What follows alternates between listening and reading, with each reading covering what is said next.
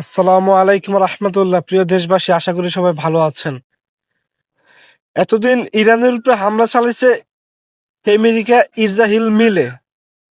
এখন আবার যুক্ত হয়েছে ফ্রান্স, ব্রিটিশ, আরো পশ্চিমা অনেক দেশ। তারা যৌথভাবে ইরানের উপরে হামলা চালাবে। কিন্তু মুসলিম দেশ হিসাবে ইরান এখন একাই যুদ্ধ করতেছে, কারণ ইরানের পাশে একটা দেশও নাই। ইরান শুধু একাই যুদ্ধ করতেছে।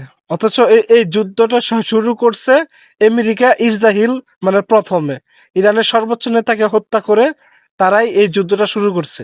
এখন পশ্চিমারা সব দেশ মিলে ইরানের উপরে মানে দেখা গেছে আক্রমণ করবে। এখন মুসলিম দেশ হিসাবে ইরানের পাশে একটা দেশও নাই। ইরান মানে একাই যুদ্ধ করতেছে। এখন আমরা বাংলাদেশের মানুষ, আমরা আমরা মুসলমান দেশ হিসাবে আমরা ইরানের জন্য নামাজ পড়ে দোয়া করবো, যাতে ইরান আল্লাহর রহমতে এই যুদ্ধের ভিতরে ইরান যাতে বিজয় লাভ করে। ইরানের এখন একমাত্র আল্লাহ ছাড়া আর কেউ নাই।